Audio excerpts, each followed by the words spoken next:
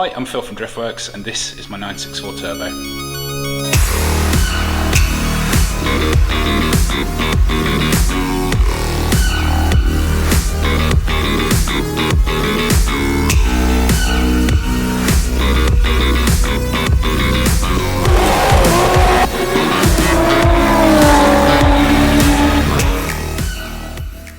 So firstly, thanks for watching and I hope you'll consider subscribing to the channel. We do lots of stuff with this car, the V10 M3, the GT1 inspired Lamborghini, J's 1000 horsepower Turbo LS project. We've got a lot going on at the moment. So back onto the 964. It's been quite a while. You can probably tell by me wearing t-shirt that it's been a few weeks since the last couple of episodes. It's actually currently Easter Sunday, but as we don't get to do the normal things we do on Easter Sunday, drink too much, eat too much, see family, etc. I figured I'd come and have a look at this again and see whether I can get to the bottom of this handling issue. So in the last couple of videos there were a load of helpful comments from people. There's some unhelpful ones as well, but that's just the internet for you. But yeah, there was loads of helpful comments, and a lot of those were things that actually I've already done because I wasn't particularly thorough in going through every single detail of what I've done to try and get to the bottom of this problem. It has been going on for pretty much since I've had the car, but I've been going through it in detail for, I don't know, at least a year, something like that, changing various parts, trying loads of different alignments. So, onto why I'm keen enough to come in on a Easter Sunday, start messing about with this again. A couple of people mentioned it in comments, some of them on my Instagram, I think one person on the YouTube comments, and I also ended up having a discussion with my good friend Ben from String Theory, who basically sets up cars for a living. And one of the things that came up was tyres. Now, it's pretty daft of me to have overlooked this, possibly, but it's a bit of can't see the wood for the trees type of thing, I think. But if I think back to when this problem got worse, because I think it's always been here. I think it's always had this tramlining feel ever since I've owned the car. I distinctly remember travelling at speed through Japan, and their roads are lovely, and being pulled about through ruts in the road and things like that, and small bumps. It wasn't what I'd call a comfortable drive. But I do think that it got worse, and that was here. And that was at a point where I changed a couple of things on the car at the same time, which is always a pretty big no-no. One of them was the BBI uprights. I feel like I've eliminated them because I've checked the bump steer thoroughly. It's zero bump steer, as close to as possible. Don't think they're the cause of the issue. The other was Guard LSD. I fitted one of their Club Sport LSDs to the car. Now, I do think that can contribute to the feeling of understeer. Again, I'm thoroughly used to that feeling. I had a Guard Club Sport LSD in my 9972 GT3. I know that feeling. But the one main thing was the question of tyres, and I've kind of overlooked that because they're Michelins, they're Michelin Super Sports. They're the best, right? That's what I've always fitted to a lot of my road cars, my fast road cars. Never really had an issue with them, but there is this question of whether, when I changed those along with all the other bits, that was when this started to get significantly worse. So the tyres that I took off were Advan ADO 8Rs.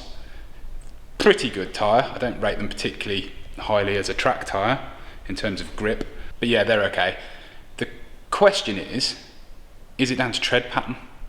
I've been told that tread pattern, particularly asymmetric tyres like the Super Sport and Cup 2s and other high-end tyres like this, can be prone to tramlining. And what it comes down to, my description of how this car is reacting and handling, I'd put it down to extreme tramlining. So what I'm here to do today is grab a pair of crappy non-asymmetric tyres, 265, 35, 18, whatever I've got on the shelf here, and throw them onto my spare set of front wheels and literally put it on the car, go for a drive, see whether it makes any difference. So I don't really have much in the way of decent track tyres for in 18-inch. A lot of mine were 19-inch and for the GT3 etc. And the E30 M3 runs 17, so that doesn't really help much. So what I might do, just as an exercise, is use a pair of these. These are what we use on the back of our drift car. They're track tyres, they're quite sticky, made by Accelera.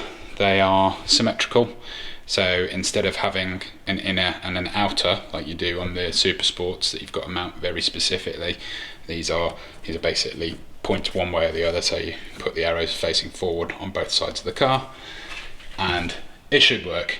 So yeah, I might just quickly put a pair of these on and just see whether they make any difference before I start buying anything new.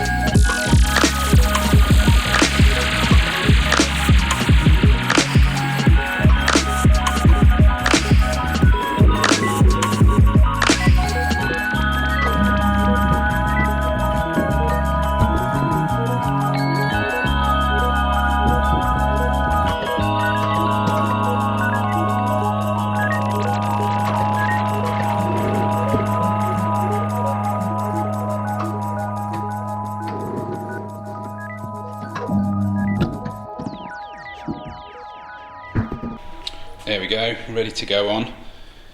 As I say, these tyres are super cheap. It's not going to be completely conclusive if these don't make any difference to the car.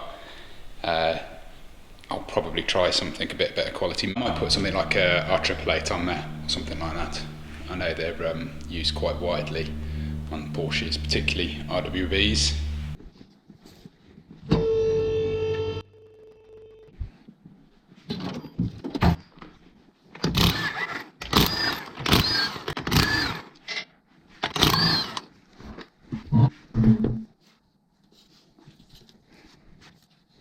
Thought I might as well show you underneath here. You don't see it with the wheel off very often. So, nice Brembo calipers. Endless brake pads, bane of my life, literally. They are such a pain in the arse when you've got nice wheels. So yeah, I need to replace those with something at some point because I just don't do that much track stuff in this. Got a dedicated track car for that. You can see the Zeal coilovers here. These are really nice. I've not seen them on any other car before. Interesting point, strangest thing, and kind of probably quite a Japanese thing, is that the thread on the coilover is handed left and right side, so it's different on this side. This is a normal thread on this side, the right side of the car. On the left side of the car, it's a left-hand thread. So when you're trying to crack off the locking collars here and you're hammering for days, and then like have a little look and just go, oh, they've decided to make that left-hand thread for no apparent reason at all. That's great fun. So CS2, Driftworks CS2 spring, and this one is, actually that's a 7k. So I think we went from 10k to 7k. I just wanted to soften it up a little bit, and it's not made that much difference, to be fair. Certainly hasn't solved the problem. Also underneath here, which I forgot to mention specifically, was the BBI tie rods and ends as well. This being a 964, it has weird tie rods. So this is the BBI 993 tie rod end, and it's got their tie rods as well, and the correct spacing for my car. I got the wrong ones to start off with. These were too long, and the tie rod was too short. So yeah, these are all present and correct and in fantastic working order, along with the steering rack, and it's nice and solid mounted. You can probably just about make out the Powerflex bushes here, the newest looking bit, and those again, nice bit of kit, nice and solid. Didn't solve the problem though.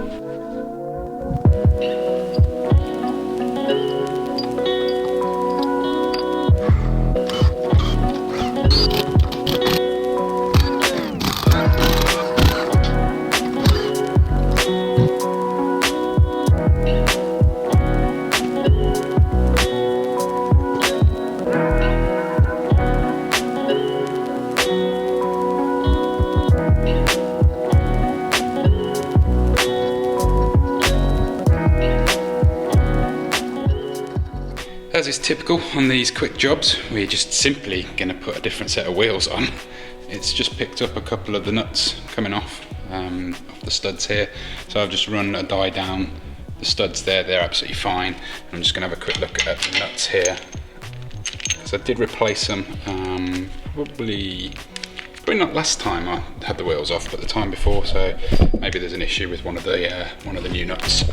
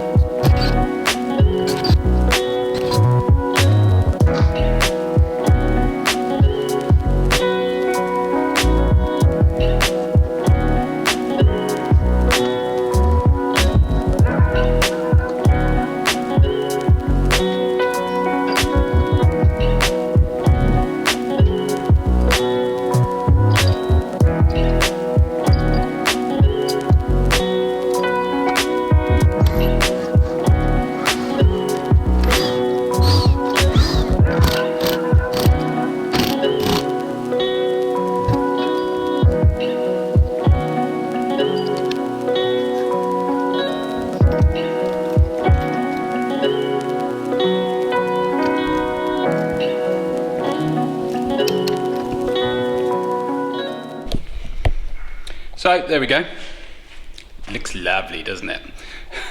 I do actually really like the black wheels on it.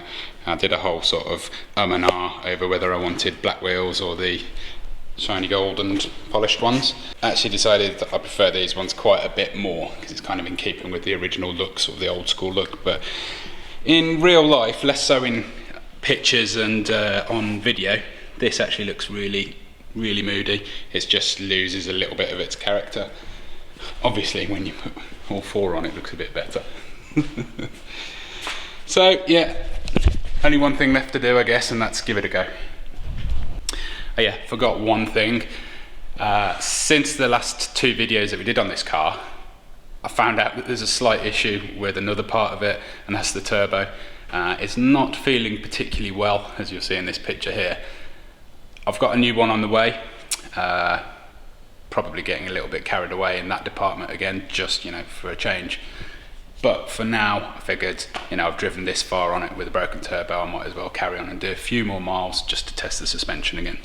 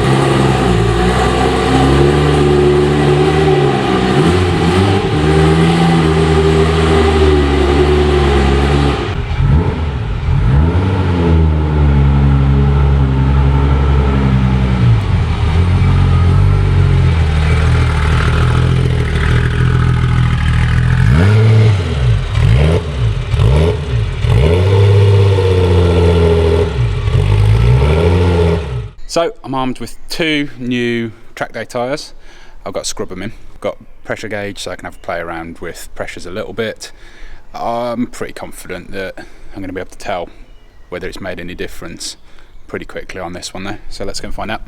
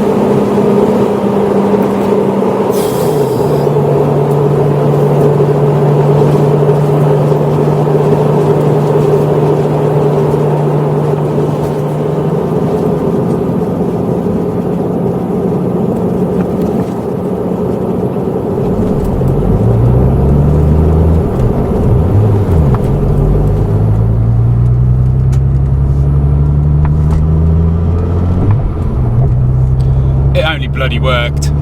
It's literally night and day difference. I wouldn't say it's 100% perfect, but we've got like pretty cheap track tyres on the front of it, mixed with, still got the Michelin Super Sports on the back. But yeah, it's literally night and day. The difference is unbelievable. The stability at speed over bumps, through tram lines. I'm kind of blown away, happy and baffled at the same time. I guess to summarise my experience with this whole thing is I've done one thing wrong.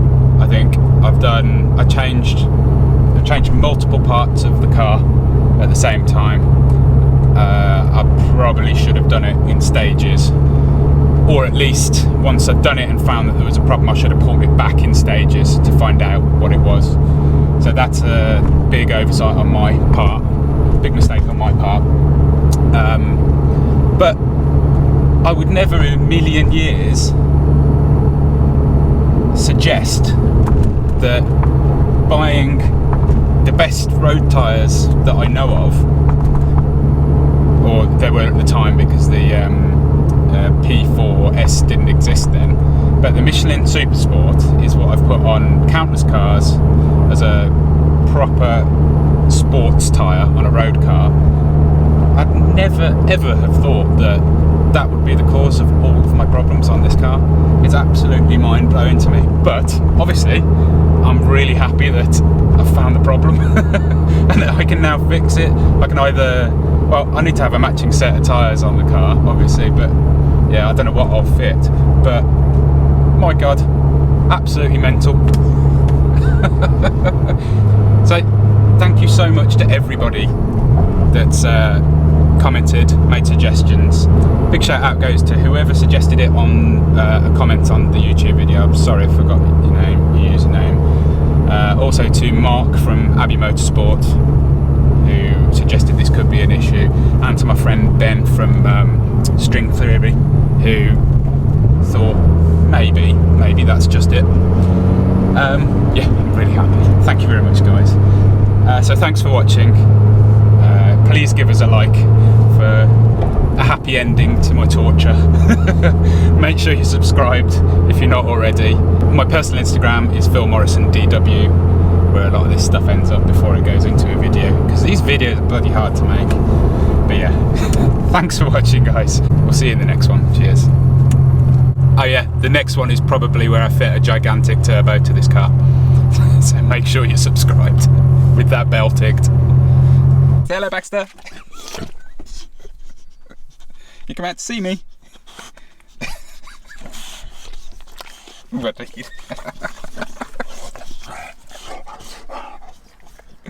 Yeah, that peanut. At Driftworks, we've helped over 50,000 happy customers since 2004. Our huge online parts store is simple to use, with superb shipping rates to anywhere in the world, and finance options available for UK customers. We live and breathe wheel fitment, so if you have any questions about your own car or any of our products before placing an order, please drop us an email at shop@driftworks.com or give us a call.